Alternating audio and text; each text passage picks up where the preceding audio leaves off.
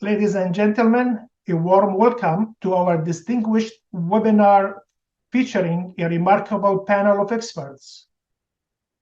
I'm Gary Caspo, and I'm privileged to introduce our esteemed panelists and moderators.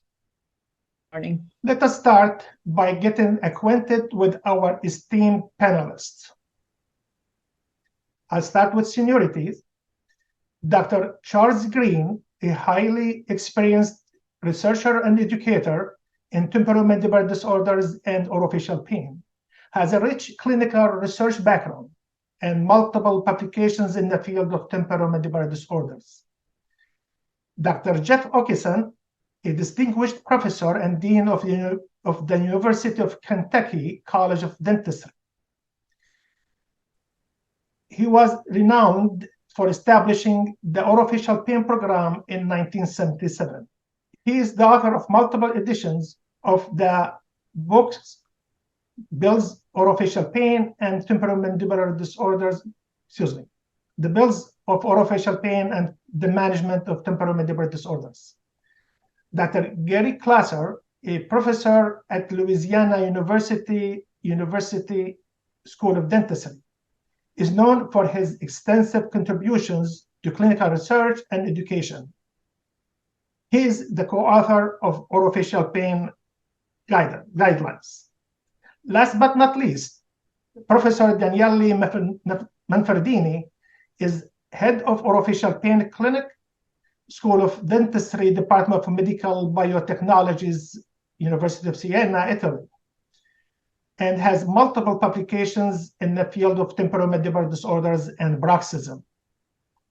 We also have the privilege of having two dedicated moderators, Dr. Mariona Mollet and Dr. Connor Peck, who will guide our discussions alongside me. Let us give a warm welcome to our distinguished panelists and moderators. Thank you for joining us, and without delay, let us begin the enlightening sessions.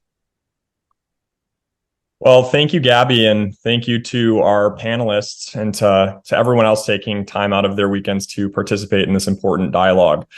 So as Gabby mentioned, we'll be looking at the questions posted in the Q&A section throughout the morning here, and we'll get to as many as time will allow after the panelists have completed their discussion. The publication by Drs. Green and Manfredini earlier this year, looking at the negative consequences of overtreatment, really raised a lot of valid concerns that our profession and the public as a whole, most importantly, have to face now more than ever on a routine basis. So this forum today is really meant to be a roundtable discussion by four pioneers of our field, as Gabby alluded to. And so really to set the stage, I was hoping to have the authors of the paper, Drs. Green and Manfredini, share how this paper came to be and why this is such an important conversation for us to have right now. Okay, I'm Dr. Green, and I am the co-author with Dr. Manfredini on this. And from now on, I'm going to be using first names for everybody because I think it's a little too formal. So I'm Chuck, and he's Danielle, and we have Jeff and Gary. We're all old friends. Go back a long, long way, and we agree on much more in the world than we disagree on, and we're on the side of trying to advance the field in several different ways. And so I've been asked to start out by talking about how did our paper come to exist. And there's two answers for that. There's a short answer and the long answer. Now, if I gave the short answer, I'd be done in 30 seconds, and I've been given a lot more time than that. So I'm going to give you the long answer. The short answer would be I woke up one day and I thought it would be a nice idea to write about overtreatment. So I called Danielle and he agreed. That's the short answer. The long answer is that a long time ago, 1965, I went to meet a guy named Daniel Laskin. And he interviewed me for a job, and neither of us knew each other. We were introduced by a mutual friend. And he told me about this new grant they had and the work they're going to be doing. And he suggested that we needed to learn more about the TMJ. And I confessed to him that in my 4 years of school and 2 years of the Army, I had never heard the word TMJ pain I'd never heard the word myofascial pain. I'd never heard about any kind of TMJ disorders. But I was lucky enough to go to the University of Illinois, where we were, and have one of the greatest anatomy professors in the world, Dr. Eli DeBruhl, and across town was Dr. Harry Zischer. And I learned a lot about the TMJ, so I felt very confident about knowing what the TMJ was like. I didn't know anything about pain or anybody having any problems with it. I just knew about it from a dentistry point of view. So Dr. Laskin suggested to me that there was a field emerging. There wasn't much to it, and that they were going to create a new center at the University of Illinois that was going to study it from many different angles. And that he suggested I go to the library. There was this thing called the library in those days. We didn't used to have a thing called the internet. We didn't used to have a thing called communication by electronics. You had to actually go over across the street to the library, and you had to take the journals down from the shelf and the books and look at them. And he said, go read up on this and you'll see what's what. So I took a look, and about 3 weeks later, I came back. I said, well, I think I've read the entire world literature because there isn't anything here. It's mostly just a lot of case reports or a series of case reports. There's some surgeons writing about all the surgeries that they do where they cut the tops off of condyles. If they cut part of the top off a condyle, then they call it a condylar shave. Then we have 2 books in the entire world at that time. One of them was written about equilibration, 100%. And the other book was written by his mentor, Laskin's mentor, Dr. Bernard Sarnat, who wrote the first book ever on TMJ in 1951. Subsequently became Sarnat and Laskin over the next 30 years. And so I said to him, everything I'm reading is about success. Everybody's writing articles about the patients they're treating, and they're doing great. And either it's one case or it's a series of cases. Nobody's talking about failure. Nobody's talking about having any kind of problems of any kind. Nobody's arguing with each other. They're just coming at it from different angles. It's like all the blind men looking at the elephant with their hand on the different parts of the elephant and trying to describe it. So he said, well, what do you think about that? And I said, that doesn't sound right to me because it can't be true. It has to be more complicated than that. And he said, yeah, that's why we're here. And the next thing you know, we've embarked on a 20-year research grant project at University of Illinois and continued our relationship all the way through till he died in the last year. So we had over a 50-year relationship communicating about these things. And it became clear to me over time that the field was starting to divide in a direction where the original people were all talking about occlusion and where is the jaw position. But there was another group arising that actually began in the 50s at Columbia University with Laszlo Schwartz. And then we were the second group to pick it up, where there was a switch to looking at psychological issues, stress, and other possibilities to explain why somebody might have pain. And so we began to have our different publications, and we'd go to IADR meetings and we'd present, and there'd be different points of view. And I still recall, we put on a seminar one time after Dr. Laskin published his original major paper on the etiology of myofascial pain dysfunction, which he called MPD. That's a term that lasted for a while, but as you know, it's now obsolete. And so we had a conference, and we invited all the distinguished people we could find to come and be at the conference. And after the conference was over, one of the guys came up to Dr. Laskin and said, well, it's very interesting what you guys are doing, but you must have a different population in your clinic than we do, because we don't do any of that stuff. And so that's when we knew we had a long way to go. And sure enough, we spent a lot of time going a long way. So what we realized is that there's a line in the sand, and we had to identify that line. And the name of that line is irreversibility. That's the name of the line. So you either are on one side of that line or you're on the other side of that line. And I'm not talking about surgeons now. I'm talking about the general practice of being a dentist, seeing people in pain, and how are you going to approach it? Well, if you buy into a mechanistic model in which you analyze occlusions and jaw positions, you're automatically going to be crossing the line, because you're going to believe in a concept that became known over time as phase 1 and phase 2. And the bad luck would be if you got better with phase 1, because then you got phase 2. The good luck would be if you failed in phase 1, then they would just throw you out the door because they didn't know what to do with you. So the patients who were unlucky enough to have some nice recovery from their pain during the time they were being treated by some phase 1 guy, then the phase 1 guy would say to them, okay, we made you better. We moved your jaw to the correct position. We got your occlusion lined up in a way that is not compatible with your new jaw position. So we have to do some major occlusal work on you. And that's phase 2. So where's your checkbook? And we'll see you in 2 years, because we're about to embark on a very big program here. So I think that was an amazing moment in time. Now, it was clear that one of the reasons that continued was because some of them were having success. So they were having patients who got better, but they got better for the same reason that a person who has a hangnail would get better if you cut his finger off. Because if you do cut off your finger, you do not have a hangnail anymore. And so if you do get better with phase 1, and then somebody does phase 2 opera on you, well, then you have an opera. And you get to be part of a grand opera, and you feel better, and your doctor feels better, and everybody's happy, and a lot of money changes hands. And so it goes. So I realized that we needed to address this along the way. Many, many times I've realized it, but I've never verbalized it as such. I used to have a line when I would lecture, and I would say, well, there's such a thing, and I had read this line somewhere, there's such a thing as an excess, the enemy of progress is the excess of success. So if you're trying to make progress, if you're trying to argue with the other side, one of the things that is impeding the argument is that the other side has success cases. Now, of course, the other side has also failure cases.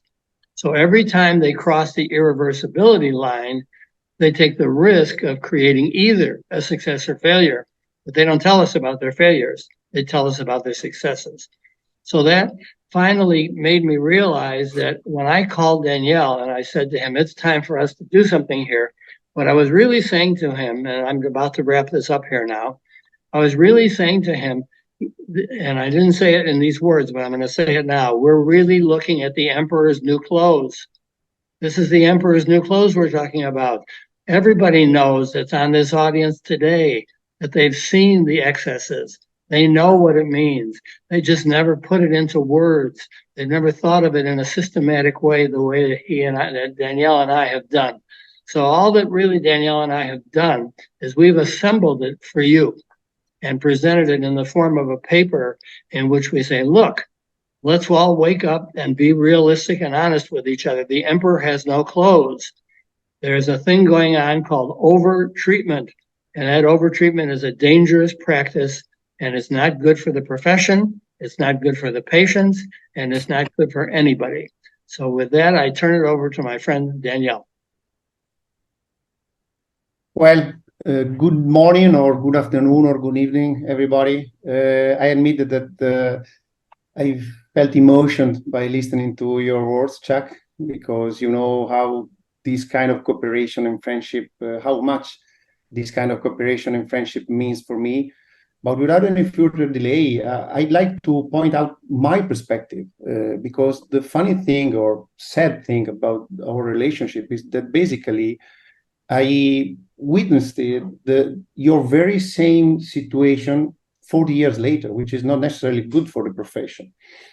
And everything for me started in the form of a cold shower, because my professor at the University of Pisa was a pure neonatologist. So I saw a lot of unsuccess, but also lots of successful overtreatment. We repositioned the mandible, we spent time to adjust everything, but I had questions for him. And my questions were always oriented towards the emphasis on the psyche of the patients.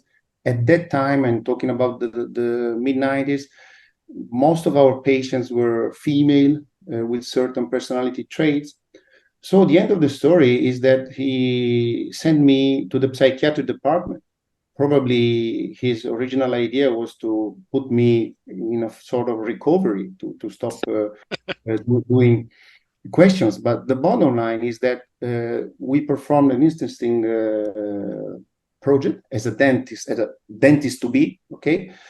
And once I was there, I realized that basically the patient we visited, the temporomandibular disorder patients, had exactly the same psychological profile in terms of anxiety, depression, somatization, than the patients visited by other specialists going to the psychiatric department for similar studies concerning fibromyalgia, headaches, and other forms of pain. So it was really interesting. And why a cold shower? Because at the moment of writing the thesis, according to my neonatologist, our findings of this relationship between anxiety, somatization, and TMD pain was incredibly new for the time. He was just 50 years late, okay? And he suggested me to be really insisting and almost abrasive during my dissertation to use terms like novelty, new, and blah, blah. And I did it. You know, as a student, you do what your professor suggests. Unfortunately for me, the head of the thesis committee at that time was a very important internal medicine expert with many publications in the world of diabetes and other systemic conditions. And he, of course, left me talk. And at the end of the dissertation, he pointed at me, but mostly, of course, at my professor, and said, okay, nice, but why all this emphasis on the relationship between psyche and pain? Because in medicine, it's been known since 40 or maybe 50 years. What about you dentists? I remember of myself turning towards my corner, my wife-to-be, my parents, my brother. I saw the load going away, okay? But it was that kind of cold shower that sometimes for students, possibly for human beings, is needed to understand that you should reason with your brain if you have one.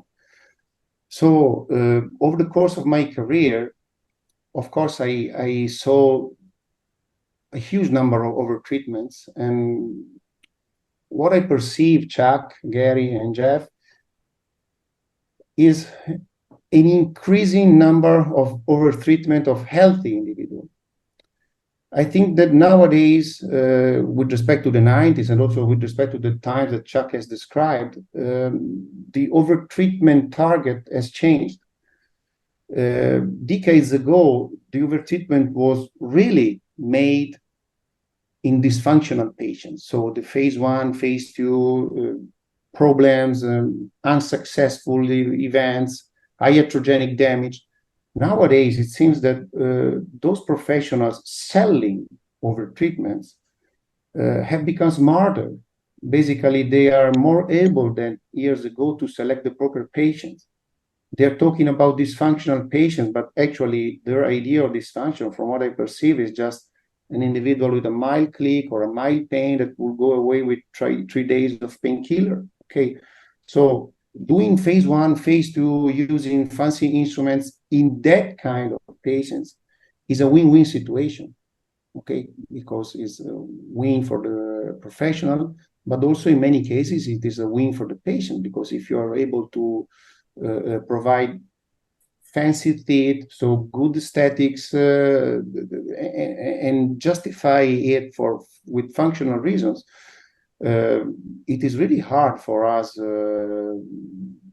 experts or paladin of the good behaviors to counteract this kind of attitude. Okay, so I think that everything comes down to the need to provide the general practitioners with educational guidelines to simplify the approach of that we are using to temporomandibular disorder patients, and in general to the temporomandibular joint, which is not a sort of enemy of our dental wards, but it is just another joint of the human body. So this was my contribution, and all the rest is about the paper. Everything is written there.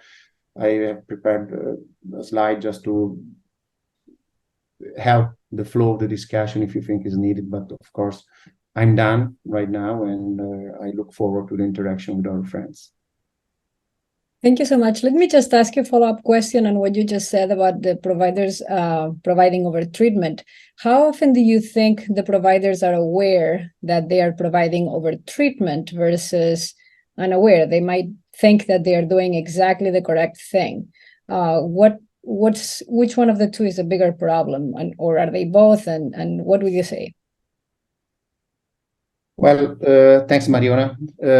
In Italy, we got a word play that I cannot repeat in English. Basically, the point is that it's about understanding if it is worse to be aware or unaware. Okay, as you said, I don't know. Actually, I think that it is really hard to be unaware of what you're doing. Okay, because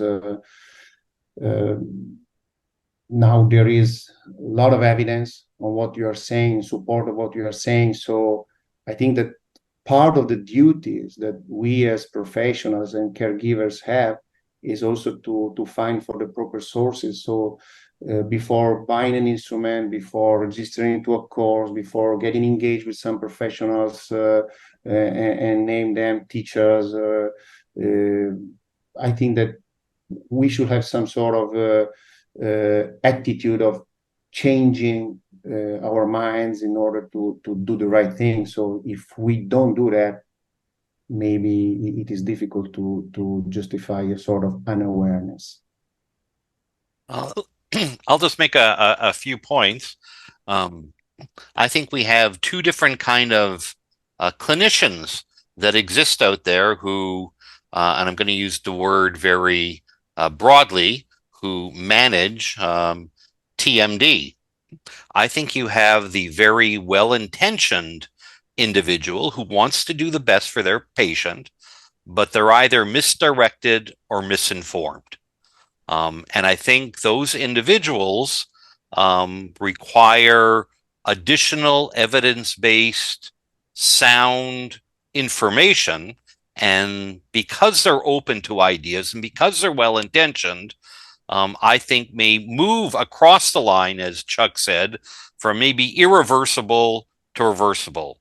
I then think you have the clinician who knows better, but is doing it for, shall we say, economic reasons. And those are dangerous people because they're making decisions based upon their pocketbook more so than what probably is beneficial to the patient, certainly beneficial to their bank accounts and lifestyles. And I think they're more dangerous. Whether those individuals can be educated, whether they want to be educated, that's a different matter. I think the good news, and I have no evidence for what I'm about to say, is the first group is much larger than the second group. And I think programs like this, programs like AAOP, the guidelines that I was so fortunate to be a portion of, can certainly make a difference. I would agree wholeheartedly with Gary in that we do have two types of individuals out there. And I like to look at the one as a naive group who has been trained but hasn't gone into the science to find out if that training is legitimate or not. And those are individuals who are trying to help their patients. I think they're well meaningful. They just don't have on board evidence base. They have on board only information that they were taught at a level that before evidence base maybe came on. Then you have the other one that could be looking at the evidence base, ignoring it because there's so much benefit to this office to do these procedures. And those are the ones that are the overtreatment ones, exactly what this article is about. And I praise you, the two of you put this thing together, because I have been seeing this for a long, long time. And, you know, if I'll elaborate, if I can, a little bit on my background and what's happened to me during this professional time, because Chuck's had some real good influence on me very early on in the late 60s, early 70s. But when I came into this thing in 1974, I came on. I was supposed to teach everybody about occlusion. That's what I was doing. That's what they assigned to me. So I was out of school 2 years. I had a general practice residency. And so what am I going to do? I'm going to look at the literature and I'm going to teach people what's out there. Well, there's not much out there, just like Chuck said. But everybody knew that if you got bites right, pain went away. So I was teaching STAR students how to do selective grinding, which was the popular thing in 1974, 75. And I remember that I'd see these patients that would come back and they had some pretty good bites, or I would adjust their teeth and they had pretty good bites, or they had some of these restorative procedures and over the line, treatments for orthodontics and crown and bridge, whatever. But they weren't any better. And I remember going to my mentors at that time. And mentoring in the 70s, and Chuck, you know what I'm going to say about this, but mentoring in the 70s had nothing to do with science. It had to do to find a charismatic individual who sounded like he really knew what he or she really knew what they were talking about. And you could attach to them in a club, and that's what we had then. We just had clubs. And we were dentists, and we had mechanical minds. And we knew, we thought we knew what was a good bite and a bad bite, And so what we did is we said, oh, you got this. And then, of course, Costin came in 1934 and connected pain of some type with dentistry. And we were in the gnethology phase then. And boy, we had articulators that could duplicate all. And see, we're getting down to the tenths of a millimeter in jaw position and tooth position, whatever. And so the only thing we had in our minds as dentists was the mechanical issues. And so I remember going to these mentors and saying, Dr. So-and-so, I've got this patient's occlusion really, really, really well right now, and yet she's still got pain. What do you do? And I remember these individuals just look at me and go, well, that doesn't happen to me. I'll have all successes here. You're doing something wrong. And I remember leaving those things going, what am I doing wrong? I thought I had some pretty good hands here. I didn't know these are claws. I thought, I was a pretty good dentist. And it didn't make any sense. And so I started a clinic in 1977 at the University of Kentucky. It was just for the non-responders. And I'll still remember, Chuck, the article that you wrote with the mock equilibration. And I believe that was early 70s. I don't know, late 60s. Where here, Dr. Green and Dr. Laskin looked at a selective grinding, did a mock selective grinding, and watched patients over time. And you know what? They responded about the same way. And you have to start thinking about this. And so this is where evidence-based data came into our profession, I think.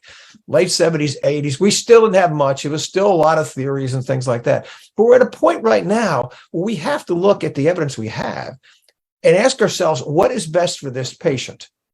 Not what's best for my practice. What's the best for this patient? And what we've learned over this period of time is there's so many other aspects to this field of pain, because we had no pain knowledge at that time too. It's that whole area of pain has just exploded to the point where we see how naive we were compared to what we know right now. And we also had no idea of the long-term studies. What's the long-term outcome of some of these diseases? I remember early on, if you didn't get rid of that click, I don't care if painless or not, you better have some surgery because it's on the way to degenerative joint disease. Well, we've got excellent long-term studies now to say that's not true. Now, it's not, there are some, but the average person gets over this as we adapt. Nature is a wonderful healer. I try to tell the docs I get a chance to talk to that doctors don't heal patients. Patients heal patients. Doctors set up environments which allow them to heal. So those environments that we have to be evidence-based. What do we know about how this patient is responding, and what can we do in the most irreversible way to get them in a better stage of life? And that's where I think we are now. And that's why this webinar and Chuck and Danielle and Gary and everybody here is looking at that and saying, we've got to take another look at this. And I've seen these overtreatments for years. When I first opened our clinic, we'd see these people had reconstructed the mouth, ortho, surgery, all the time. And none of them got better. Well, they would, that's bias. It's a treatment group, a group looking for treatment. So I'm sure some got better. The real question is, why did they get better? Was it just ready to get better? Was it important that they got? And this is such a fluctuating disorder, and it's so complicated. We shouldn't be taking this idea that what I did really made a big difference in this patient's life. It might have made a difference, but it may be not for the reason that you think. There's a lot of things that happen as patients get well in spite of what doctors do, not because of what they do. So I think this discussion is very healthy, and I commend the two of you for the article. And I have, Chuck, for years. You and I have lived this a little longer maybe than some of the others here, but for years I've been following you, and you've got me tied in better to think about this outside the box. And now this specialty of orofacial pain, exactly what our patients need. But Gary, I hope you're right. More people are looking at this way, and we have more thinking about this and less doing about this, if that's the word. So, but we still have some challenges. And you got to think, how do we turn the page? And I know in Chuck, and you can chime in, please. Your first article where you did a survey of dental schools, looking at the teaching of TMD back, I think it was in the 70s. Is that correct? Yes. And then you and I, 30 years later, expanded upon that and really tried to see, have we progressed in the field of education? Because that's where it begins. Same thing to Daniele's experience. Had he not had a nephrologist as his mentor, and maybe had somebody who followed a conservative reversible approach, potentially his experience may have been different. So it all begins at the educational level. In the postdoctoral, and in our follow-up paper. So 30 years later, unfortunately, it wasn't as a robust amount of change as we expected, but we are slowly moving in the right direction. We're still far from where we should be.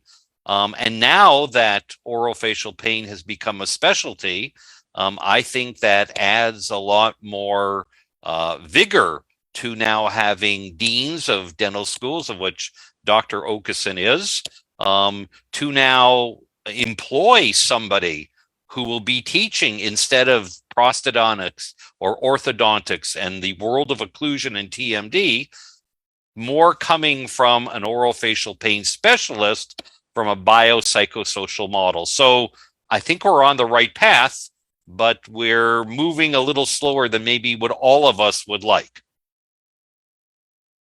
Gary, if I can add something, I fully agree with you. I would add a single word. You talked about education. I think that also communication is really important in this stage of the evolution of our field, because I think that at the expert level, sorry for using this term, we all know that the specialty has been a very big achievement, especially in the US. But the problem is how to convey these kind of messages, not only to the postgrad students of ours, but also to the general practitioners who will never treat temporomandibular disorders, not to say more complex orofacial pain patients, but are nowadays just scared about every individual with a click who enters their office, okay, or with mild pain, okay, just because for generations of dentists, this taboo of neatology has been really something difficult to manage also psychologically for the dentist. So still nowadays, it happens to me to meet very important professionals dealing with other fields of the profession. I mean, periodontologists or orthodontics. And oh, Daniele, you are the man of the TMJ. Stay away from here. Okay. This is something that we could change in my mind by giving a more constructive message that goes beyond the use of the term biopsychosocial model, and really brings that model at chair side of the general practitioner. Because in my experience nowadays, many general practitioners really experience difficulties also to find a proper referral. Okay. And when a patient doesn't receive a proper referral because his or her dentist is not dealing with TMJ disorders, anything may happen. Because if you Google the term TMJ disorders, you know what happens. Okay. So I think that we all should think about the best possible ways to communicate a message of simplicity concerning the temporomandibular joint. When I have someone who contacts me and they'll say something like, I live, I have TMJ, that's always what they say. And I live in Timbuktu, someplace in the United States or anywhere. Who can I go to? I dare say, go to the internet, look up the word TMJ and find one of those dentists, because you have absolutely no idea how that patient will be treated. It's only now, after we're beginning to see better training in orofacial pain, we start to recognize some of the individuals who will care for that patient effectively and in their best interest. And so I can't make those referrals if it's somebody I don't know, so it's a little scary. It is an educational problem. It has been for years. Again, I'd like to say, like Gary said, we're getting better, but I will see some of our residents who will spend 2 or 3 years with us and then go back to where they came from, and any different country, whatever. And the same battle is there that we've been facing, maybe stronger in some places, because the level of evidence base is in less, and so they're going to struggle in their when they return back, maybe back home someplace. It's going to take time. We've tried to be patient, but we're now years and years. Chuck, you've been doing this 60, 70 years. You know what I mean? I'm just about 50 years into this, and it's kind of frustrating to say, come on, let's do this for the patient, Changing paradigms takes a long time. And when you're talking almost religion with some people, saying ours is better than yours, that's a battle that nobody is going to win. The other thing is you have to think, or at least sometimes I have thought about this, the way we are trained as dentists to think, or maybe we were pre-selected to go into dentistry because of the way we think. And we think as dentists in millimeters and preciseness. And I remember, I graduated in 1980, so I'm not as young as I look, you see, that's my problem. That when you had that file at the apex of the tooth and you took your radiograph, if that file wasn't exactly at the radiographic apex, you were a failure. Now, studies would now later show that maybe you were overtreating this because the apex is rarely at the radiographic apex. However, we are always taught preciseness in dentistry. And then when you get out in practice, you take your exploring, you're checking your margins. You don't want to hear, I'm going to use a word click, but you don't want to hear that click between the tooth and your restoration. So we are maybe predisposed, pre-designed, and then we are reinforced to think in tenths of millimeters. If you talk to medical surgeons and they're taking out your appendix, tenths of millimeters does not matter to them. They couldn't care. They're talking inches. I got a job to do. I got to get the damn appendix out. I'll make the hole big enough to do it properly.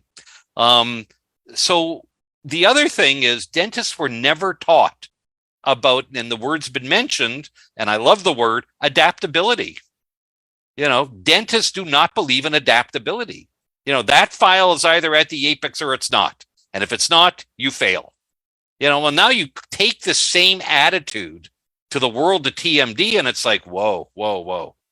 You can't think. So I always say to my students, take off your dental hat, or take away your dental brain and put in, your medical brain, because you got to be thinking differently. And I said, maybe the greatest impediment to the field of TMD, it rested in the field of dentistry, because maybe if we went into the field of medicine back in 1934 with Costin, we'd be far advanced, because dentists think mechanical and in tenths of millimeters.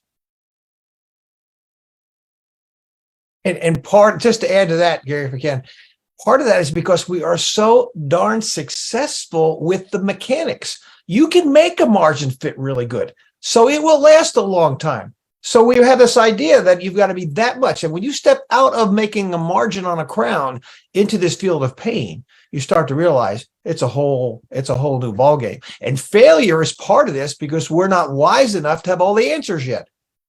I've got patients, and you all do, with neuropathic pain that I'd like to stop. There's no stopping that right now. We don't have a handle on that one well enough to turn it all off. So some of these neuropathic cases, that's failure. We're not used to that. We've got to start to get used that way, because all we're really talking about is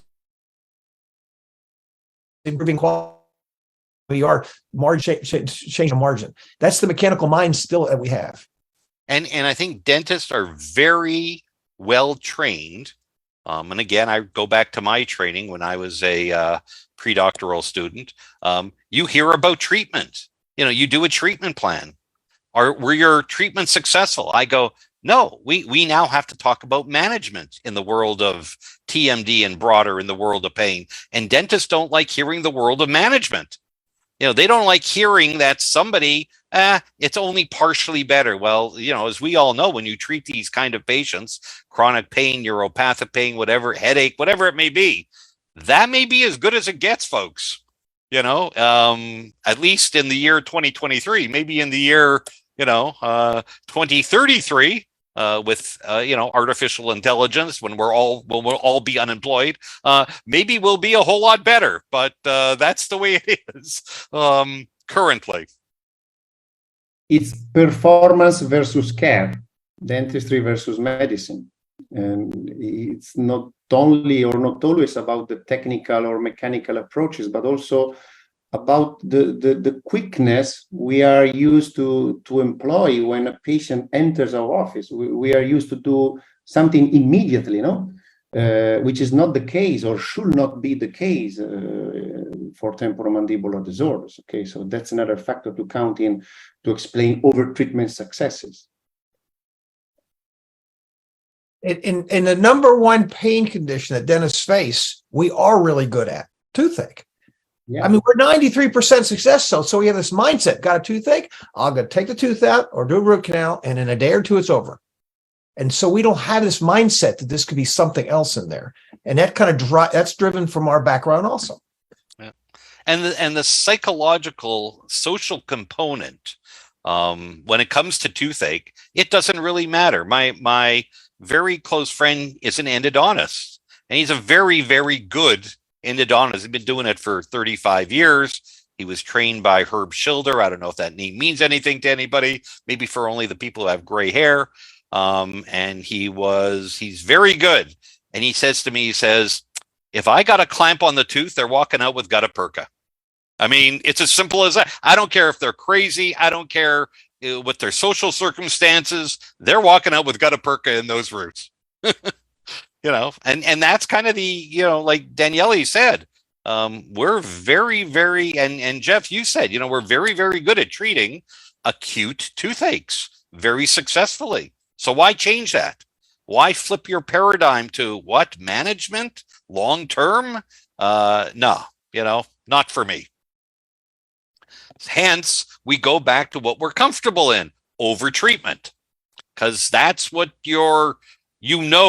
has worked in the past.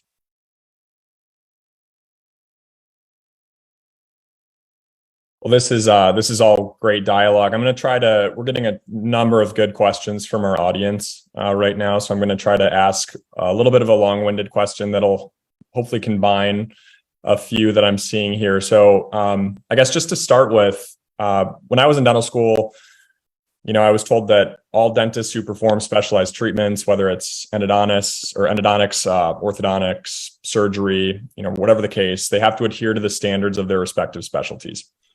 When it comes to orofacial pain, though, and TMD in particular, it seems that patients, as we're discussing here, may be receiving different treatment options depending on their provider's training and their philosophy. So why is the treatment of TMD distinct from other areas of dentistry? And is this something you see changing? I know we talked about these processes being slow, but do you see this changing somewhat with the ADA recognized specialty? That's the first part. And then, there's some questions about maybe malpractice. So do dental boards at a certain point get involved? Are there medical legal considerations with, continued overtreatment given specialty status and the stance of evidence-based, the AAOP guidelines, those sorts of things? And then, there's also some questions about dentists continuing to advertise themselves despite the specialty as TMJ specialists and then offering overtreatment. So, I guess take any section of that or any part of that question and feel free to run with it. Well, since I haven't spoken up since the beginning, I'll jump in as the first one on that. In a way, it goes back to what some of my colleagues here have been talking about, the fact that we're in the medical component of the dental profession. And when we first started out in dentistry, we didn't know there was such a thing, except for down the hall, there was this thing called oral medicine. And we used to call oral medicine red, white, and blue lesions, because we thought that's all there was in the world, was red, white, and blue lesions. But in fact, the oral medicine people, if you look at it and you look at their rotations and their training, they were learning a medical model. And later I had the privilege of being a director of general practice residencies in hospitals. And I learned a lot from that, because when I went over to the hospital, they were talking a whole different language than I had heard in a dental school for 10 years before I went there. So in 1974, I began being a director of a residency program, and I saw that my residents not only had to be taught in a dentistry mode because we were doing a dental clinic, but we're doing it in a hospital. And the emphasis was on patients with special needs, because those patients had medical related issues. But that really wasn't the point. What was really happening was that they were learning the medical model. And so the reason that we have failed here is because Dr. Costin pulled a fast one on us. Dr. Costin got away with what I call the doubleheader of the century. He managed to name a syndrome after himself and then give it over to another profession to take care of. Here's a guy with an otolaryngologist, had no training in our area at all, had no research experience at all. My joke about Costin is that he had his Gray's Anatomy textbook open on his lap, and he was looking at how close the ear and the TMJ were to each other. And then he just invented it on the spot, and he had 11 symptoms, and he threw them all in. So what did we get out of that? We got a guy who's a doctor saying to the dental profession, hey, there's a problem over there, and you guys need to take care of it. And the next thing you know, we inherited this thing, and the orthopedists all looked at us like, well, thank you very much, because we don't like that joint. We're going to deal with all the joints from the neck down, and you guys are in charge of the TMJ. And so as a result, we have inherited and cannot uninherit. Believe me, we cannot uninherit this legacy. We cannot give it back to the medical profession, even though there's some people who say it really ought to be physicians who take care of TMD patients. That's a lovely thought, but it's never going to happen. The best we can do is to train physicians to appreciate the good side of what we can do. But we're never going to be able to relinquish our responsibility. So if we have the responsibility, as Gary and Jeff have been suggesting here, then the responsibility carries with it to create in the minds of our dental audience the duality of our profession. Yes, we have precision dentistry. Yes, we have margins. Yes, we have apexes of teeth. Yeah, that's all great. That's what you do, as Gary says, with your dental hat on. But when you're in your office and you get up in the morning and patients walk in, they don't walk in with TMJ. They walk in saying, my face hurts. And the minute they say my face hurts, you don't know which hat you're going to be wearing yet, because you could be wearing that dental hat that ends up being a toothache, and you're going to end up in the 90+% range. But you also could be dealing in a topic called orofacial pain, which, by the way, is a much bigger topic and more complex than TMD. So that when we say TMD, we're talking about a subset. And in order to get that subset, you have to know about OFP. If you don't know about OFPs, then everybody's got a facial pain that isn't a toothache becomes TMD, which is absurd. We don't want that. So what we want is we want to create, establish, and codify in the minds of our students today, and reaching out to the currently practicing ones, some of whom are listening in today, and some of whom can go home and tell their friends what they heard today. And by the way, this is being recorded, so it can be watched later by other people. And and it's free, and we want them to know that dentistry at our level of, let's call ourselves the expert community of orofacial pain experts, and I think we deserve the title for the work we put in. We deserve to have that respectability in our profession, that we are the guys who have taken upon ourselves to work with the people who hurt in the face and head and neck area. And that's our responsibility. We're entitled to it. We're capable of it, despite what Gary implied about the fact that we might have gone to dental school because we were mechanics. It's not entirely that. We also went to dental school because we had good grades in college and we learned some basic science. And you know what? We're still learning some basic science. And as Jeff said, we haven't learned it all yet. There's a whole lot of painology out there that we don't even know the answer to yet. So let's keep studying painology right along with the physicians who are also studying painology and trying to understand it. They don't have all the answers yet. They can't cure all the headache patients and the backache patients. And so we're no worse off than they are, except that they're honest about what they're doing. They know who they are. They know if I'm an orthopedic physician and I operate on backs, I'm not going to operate successfully all the time because we don't know enough about back pain to be successful all the time. And as a former boss of mine who was an oral surgeon used to say, this wasn't Laskin, it was another oral surgeon, said that the definition of a good surgeon is a person who knows when to not operate. So that means that he had to have a medical brain. He had to know that the patients walking in didn't walk in asking for surgery. They walked in asking for help. So let's give them the help of being discriminating in their problems and helping them to get to the right place. If the right place is us, then we should be qualified to do it. If we're not the right place, they should be in a different office, which is usually a medical office of a chronic pain, a specialty clinic, or a neurologist, or somebody else in another area that's dealing with the problems that we can't deal with. But the problems we can deal with, we're responsible for. Well said, Chuck. Well said. This is a whole new arena, and I always think dentistry is a doing sport. It is. That's what we do. We take teeth out, put them back, move teeth through. That's doing. But pain is not a doing sport. It's a thinking sport. The most powerful tool we have is our brain. And when this information comes in, just like you said, somebody comes in holding their face, we have to be able to figure, is that a toothache or what else is it? And understanding orofacial pain is the essence of thinking first before you do. And then doing always reversibly, like what this paper is all about. Do reversible things, because the majority of patients, you don't need to make major dental changes with.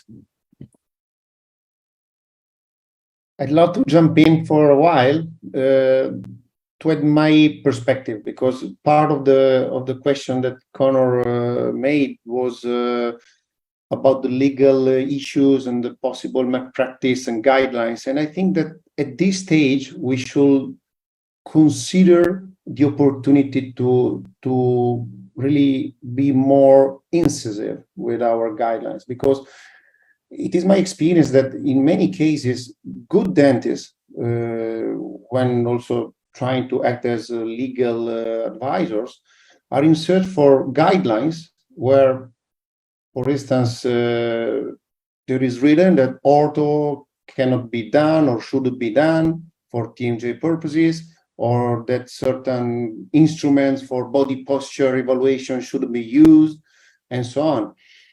And what I noticed is that at the national level, every one of us has guidelines, but where it is really written, if not in single papers here and there, that we shouldn't do ortho for TMJ purposes.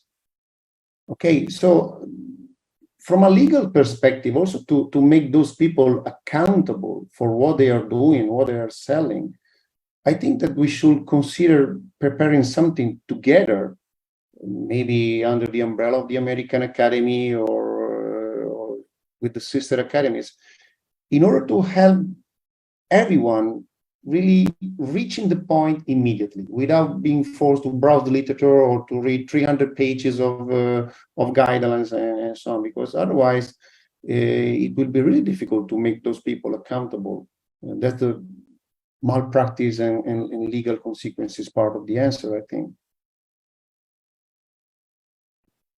Well, I think, Daniele, that there have been, and Chuck was very instrumental in doing so, consensus statements from fairly prestigious scientific organizations, very broadly outlining what is, acceptable and what would be not acceptable. Now, whether that information was broadcasted broadly enough or not, I'm not sure, but certainly those consensus statements, I think, made it fairly clear that the conservative reversible approaches, without specifically defining what those might be, because they were consensus statements, are certainly more acceptable than irreversible invasive. So, I think there has been a move afoot to meet the question regarding what should and shouldn't somebody do. But were those consensus statements, and Chuck, you might want to address this, were they talking to the converted already? And did they reach the broader landscape of general practitioners to understand what do some of these esteemed organizations suggest when it comes to managing TMD? Well, my quick answer to that is that when the main one you're referring to is the last IADR, or rather AADR statement about the position statement on temporomandibular disorders from the Scientific Council of AADR. And yes, we did try to distribute it by publishing it in many, many journals. I had to go through an interesting gymnastics to write to the editors of all the different journals and say, hey, this is not reproducing the same article. This is a news announcement. So I'm going to send you a paper that's going to have in the middle of it the new guidelines from the IADR. And I want you to publish it in your journal as a news announcement and not as a scientific article, because that way we can do it in multiple journals around the world. And we had success with that. We recently did the same thing with the NASM report, which was a very important development. And when the NASM report came out, and Richard Orbach and I began to work together on this, and we did the same thing. We wrote to all the journals, all the editors, and I was only turned down by 2 editors around the world. And it was interesting how it went. And the editors, I would say to them, listen, here is a report. It's 500 pages long. We have written a 3-page summary of the paper, of the 500-page document. And it deserves to be published in your journal for the benefit of your readers, because that's our only hope. Our only hope is that the people that work in the practices also read their journals. Now, is that a sufficient counterweight to the guys who are out there doing CE in the various forms, who do not rely on these statements and do not rely on NASM reports? So what about the guy who runs an institute somewhere in a state that I won't mention? How about the people who are out there selling a CE course that they do at the University of Holiday Inn on the weekends? How do we counteract them? Well, the answer is we can't. So they are the opposition and we are the opposition. And so our job is to do the best we can to try to implant in the minds first of dental students what I used to call to my students, I used to call them nonsense detectors. I usually actually call them BS detectors, but that's not a nice word. So I call them nonsense detectors. You have to be prepared when you go to CE courses to be prepared for nonsense. And when you hear it, your brain has to say, no, this is nonsense. I'm not going to do that. Are we doing a good job of it? Probably not. Could the dental schools do better at this? Yes, they could. Are we going to teach now basic TMD in schools? Yes, we are in America because we finally mandated it after fighting for it for 30 years. Now think about that. Why did it take 30 years for CODA to say it's okay to teach TMD and required mandate to do it? It's all because we're still the small fry in the world of mechanical dentistry.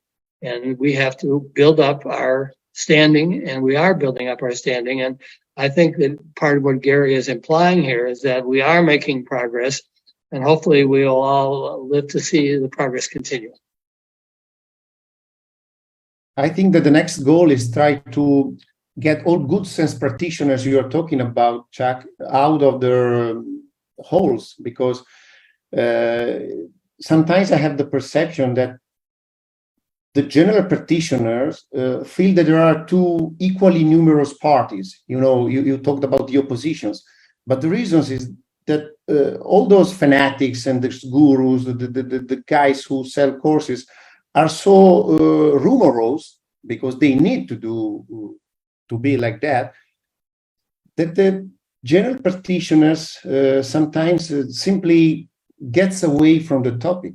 Okay, so it is part of our job to diffuse documents like your statements and others that I think we should write all together in order to make those general practitioners aware that we could do something more with for our patients if they are able to join our parties instead of just saying, okay, I'm not interested in the TMJ, it is too complicated for me, and so on. Okay, so again, everything comes back to the communication. I used to say that in Italy, we are more or less 60,000 dentists.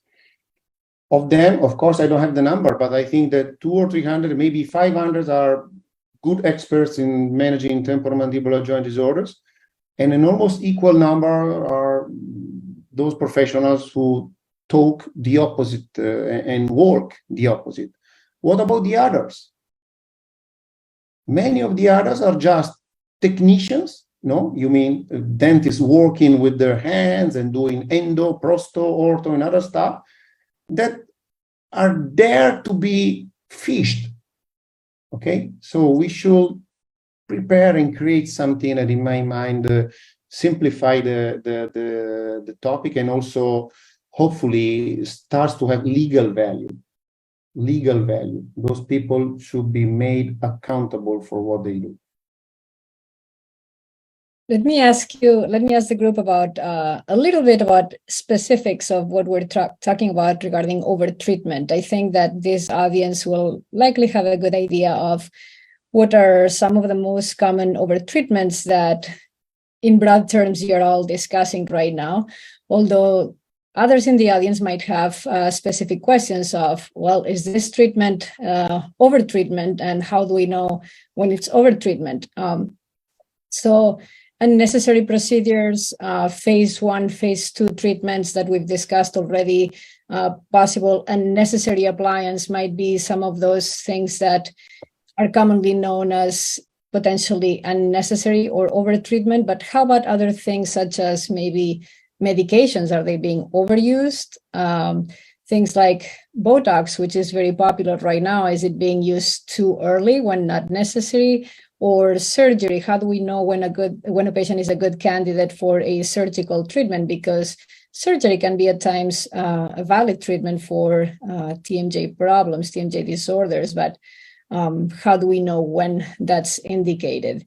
So maybe a bit, if possible, going into some of these specifics, if possible. If I can start, Mariona, I think that at the general practitioner level, medications are not a problem in the sense that a GP will never over-prescribe medication for an orofacial pain condition, okay? Surgery might be a problem. We all know that we got surgeons still basing the need to perform surgery according to the old idea of recapturing the disc, not to say just to manage pain, which is something that is not so sensate, especially when pain is chronic. But I would like to point out my recent experience, because, I think most of us, I tend to focus on specific issues from time to time when you notice them repeatedly. And I think that one current form of overtreatment is the attitude of doing something at any cost, even if you are not prepared or even if you haven't reached a diagnosis. So just delivering an appliance, as you said, performing Botox. Okay, it doesn't work, and send the patient to someone else. This is a very complex scenario if you are the professional who receives the patient. Okay. So even in this case, I think that we could educate the colleagues to jump on the treatment wagon only if they are capable to manage the possible occurrences, okay? I still think that appliances are sold too easily in the dental offices. I don't know if you agree. Yeah, certainly, Daniele, I certainly agree with you when it comes to appliances. And I think you touched on this. I think it goes back to before any intervention, regardless if it's reversible, irreversible, you got to have a diagnosis. And I think the critical thinking skills of certain individuals may be somewhat lacking, and they equate TMD issue equals plastic between teeth. And it's almost made that quickly. So I think it goes back to even further taking a proper history, taking a proper exam to allow you to develop a diagnosis so that you can then provide a tailor-made evidence-based intervention. So certainly, I see it all the time. And I asked the patient, I don't have the practitioner who provided the patient with the oral appliance, saying, did the dentist ever tell you, first of all, what was your diagnosis? And remember, this is relying on patient self-report, and they go, no. And did they tell you anything as to why you have to wear this piece of plastic? Maybe sometimes during sleep, maybe sometimes 24/7. And, again, I don't think all my patients are ignorant. So, I have to then take the next leap of faith and saying, well, maybe they were never told, because maybe they were never given a label for their diagnosis, or, a working diagnosis, or even differential diagnosis. So that's where I think it starts. And it's a problem. I learned something from my mentor, Dr. Weldon Bell, many years ago. He said, you can never diagnose something you never heard about. Well, that's very true. And if everything is TMJ, what does that mean? Well, we've now been appreciate that there's this massive field we call orofacial pain, which is been way outside the realm of what dentists have understood till more recently, let's say that. So a subcategory of that is this thing we call TM disorders, which to me is musculoskeletal pain of the masticatory system. But it's only a little part. And I would say what you said, Chuck, about this is our baby. It is now, because that's something that we should know about, how jaws function and whatever. It's hard to give that back, and nobody else wants it either way. But then when we haven't educated our dentists well enough to look at even TMD as a very complicated system here, the knee-jerk reaction is put an appliance in their mouth. Put an appliance in their mouth. Well, appliances don't help everybody, even TMD patients don't help everybody. Now, there may be subsets that have some characteristic there. So I think this gets back down to the education of how we can educate that all TMD, well, all pain's not TMD, and TMD is not all the same either. And so we have to understand the complexity, and appliances are not useful in many patients. Now, there's room places for them, but not for all musculoskeletal pain of the masticatory system. And the same, line of thinking applies to neurotoxin. As a matter of fact, I sometimes when the patient has a diagnosis, I go, where would somebody even want to inject to manage this particular problem? Yet they're giving neurotoxin away like, I don't know, it's sugar-free candy. So, there's always a soup du jour. Our soup du jour lately is neurotoxin. 2-3 years from now, we'll find the next soup du jour that will cure all, because we're always looking for the Holy Grail. And, if you like Monty Python, they maybe not have found the Holy Grail yet. So, we just have to be more educated consumers of the dental literature, or even medical literature, to be discerning as to what is valuable, what's not, when it should be used, where it should be used. And again, like Jeff said, that all comes or originates with education, and it starts in dental school. And we just, I am an educator. I'm a full-time educator at LSU School of Dentistry. And, I try and get my students to think. Unfortunately, when you have many other educators who only want them to do and not think, that is a bit of a problem. So, again, it all comes down to training the mind and training them to think. And I even give a lecture on critical thinking. And you go, why are you training these? And we're supposed to get the cream of the crop in dentistry. When I ask our dean of admissions, what is the GPA average for our applicants? We're supposed to be getting the cream of the crop. And I come home and I tell my wife, if this is the cream of the crop, it's time to leave the country. It can be a little scary when it comes to their critical thinking skills. So we all have to do a better job. And like Daniele said, communication is key. And slowly but surely, I'd like to think we're making headway into improving that system. Can I ask a question about what I'll just refer as to politics? Okay, so when we know that there is an overtreatment situation, whether it is how you deal with the patient versus how you deal with the colleague who you might think might have provided overtreatment, or with maybe an organization who is promoting overtreatment, such as the recent appliance that was all over the news. Patients that were really being harmed by this appliance. So lots of different venues for responses here. But you have a patient who they've gone through the situation. How do you manage delicately these situations? Let me start out on that one because it's one of my favorite topics. The way I see it is that we have a responsibility that we have to deal with every day. And that is that when a patient walks in the door, we have to always ask ourselves the question, who deserves the most honest and sincere and correct answers? The patient or the dentist that preceded that previously saw that patient and has suggested something that you think is ridiculous. And I used to lecture to my students about this, and we would even do some play acting sometime where I would say to them, okay, your patient just came in and they just said to you, I was proposed to have full mouth rehabilitation because I have a click and a pain on the left side. And now I'm getting a second opinion. Doctor, what do you think? And that's a very important moment, because according to the ADA Code of Ethics, you're never supposed to speak ill of your brothers.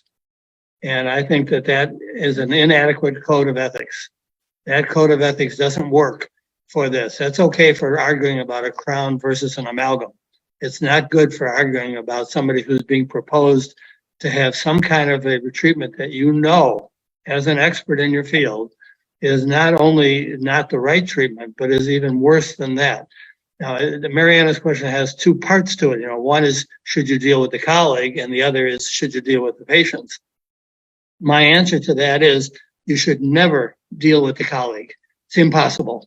To pick up the phone and call the other guy and say, hey, buddy, what do you think you're doing here, is a total waste of time, guaranteed to ruin your day. And you don't owe him that, and he doesn't benefit from it, and you don't benefit from it. So instead, you have to say to the patient, look, I think patients are more important than the doctor who gave them the opinion. So I'm going to tell you not what I think of the doctor, but what I think of his plan. I will let you infer from that what you should think of the doctor. And so if the guy has made a plan, I'll give you an example about one of my more radical things I used to do when I was at a hospital at one time in a clinic. And patients would come in and they were being recommended to fly to a certain state that I won't name, that had a famous surgeon who I won't name. And the famous surgeon was famous for the fact that he was going to operate on your joint with a predictable operation that cost $40,000, and you better bring cash because you have to have it. And so they would come to me for a second opinion. So I would discuss the whole thing with them, whatever was wrong, and I would explain what was wrong with this idea. And then I would conclude by saying, if in the end, now they had been recommended, to do this by another dentist in the community. And my conclusion would be, if you decide to go to O'Hare Airport and get on an airplane to go to this state to see this person, I'm going to go to O'Hare Airport and I'm going to lie down in front of the plane. And when I would do that, they would look at me like, okay, either he's an idiot or he's a real truth teller. And I took my chances on that one. And I think you should too.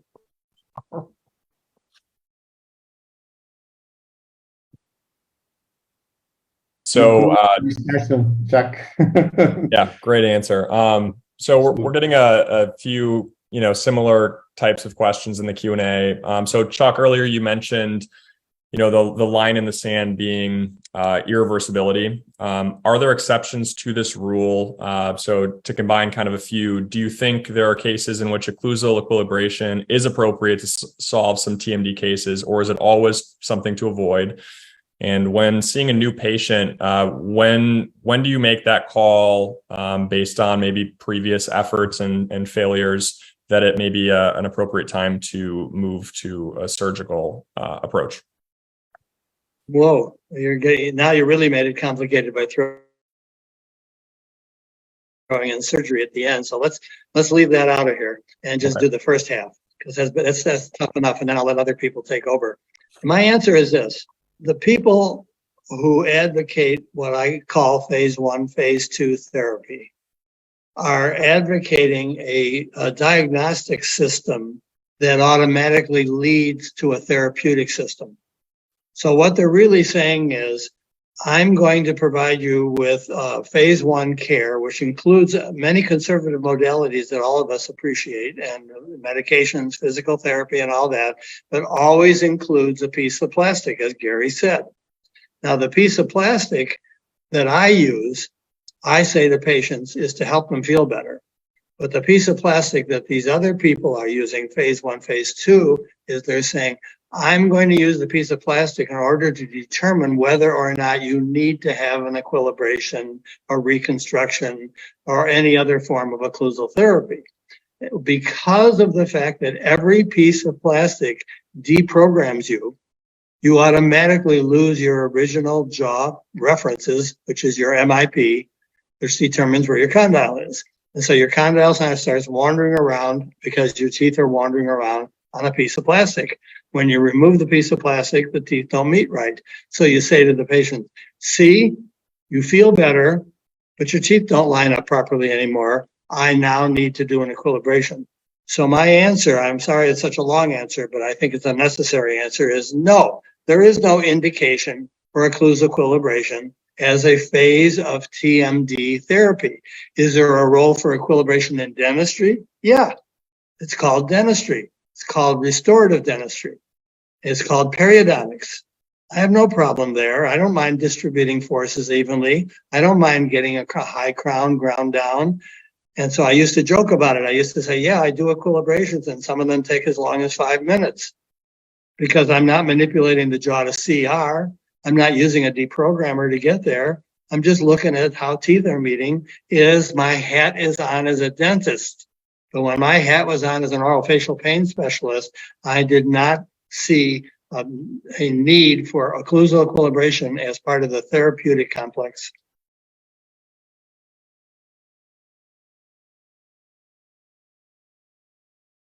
We have a few minutes, and there are a lot of questions from the audience. We've touched a little bit on long-term plans. What can we do as providers or facial pain specialists, as the profession, educating students in the dental school? We know that there is shortage of orofacial pain specialists in dental schools. Lots of dental schools are still they're still teaching TMD orofacial pain, potentially by providers who have other philosophies or haven't had the adequate training to be providing this education. So in the long term, with orofacial pain just becoming a specialty, hopefully we'll have more faculty members ready to teach those students. That will take time. What can we do in the short term? One person in the audience asked if you considered publishing your article in JADA rather than the Journal of Orofacial Pain, where you might be preaching to the choir, because hopefully a lot of us agree on this concept. What else can we do in the short term? Let Danielle take that one, or Jeff. It's a slow process, isn't it? It's a very slow process. I've often said it would be so nice to have an orofacial pain specialist in every city, in every state. Then you'd have some referral base there that you have confidence that this individual would care for this patient the way this patient should be managed. One of the things that we really basically haven't said here that we need to is when we start making decisions about how we treat a patient, how we manage a patient, that's a better word, how we manage a patient, think about what you want to do and ask yourself this question. What if this were my wife, my dad, my mom, my child, my granddaughter, my whatever? What treatment would you select? You'd select probably the most conservative thing you could do. If you understand the big picture, you do the most conservative thing you can do with that affects this. Now, the problem we face here is everybody should be that way, but we still have the education base that says, well, I want to be as conservative. The only thing I have is an appliance. The only thing I have is to adjust the teeth. And that's where we start having the education problem here. So it's going to be years before we start to have this referral base out here that will help us. And that's frustrating because we have patients need it right now. We're all booked up at our clinic. Gary's good. Everybody's booked up with patients coming in. We can't get that out there right yet. So more education, more people out there talking about evidence-based, more people understanding the big picture and not just the little picture. Chuck said something about selective grinding. Selective grinding, it has a place this way. A patient calls you back the next day, doc, this tooth is high. You look at it, oh gosh, it is high.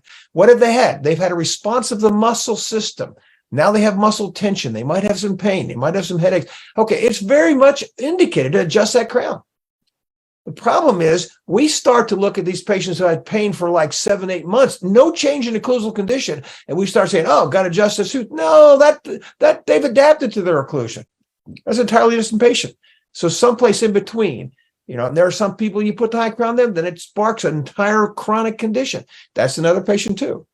There's other etiologies there that are keeping that rolling, not that crowned anymore.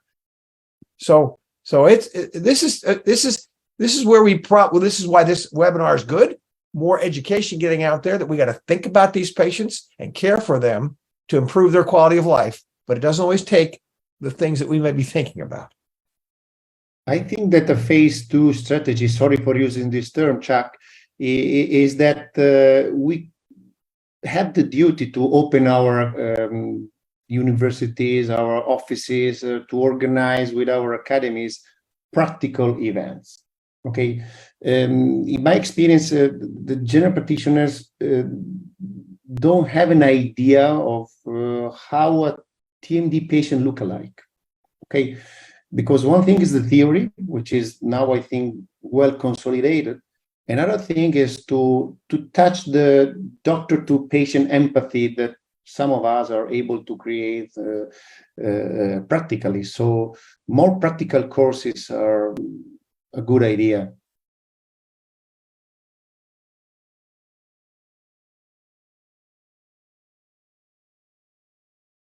Great. We really just have a couple of minutes. Anybody would like to do some closing remarks on the topic, or any other questions that you can see, Connor, maybe? Yeah, I have a question to Dr. Okeson. Now, you being a dean and you are involved a lot with other deans, and I know the American Academy of Orofacial Pain send the guidelines to all the schools. And I know the guidelines, I think, is translated to different languages. Now, from your perspective as a dean, what do you think other deans should do? Yeah.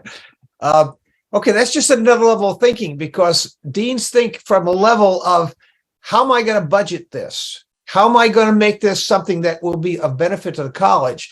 And often then we start getting into the finances part. And if there's one thing we've learned about this, and early on, We didn't appreciate this fact, not just from a a dean standpoint. We called this in TMJ. There was a time in the 70s and 80s, and Chuck, you'll know this one, well, you all will for this matter, where this was called TMJ was the money joint, right? The money joint.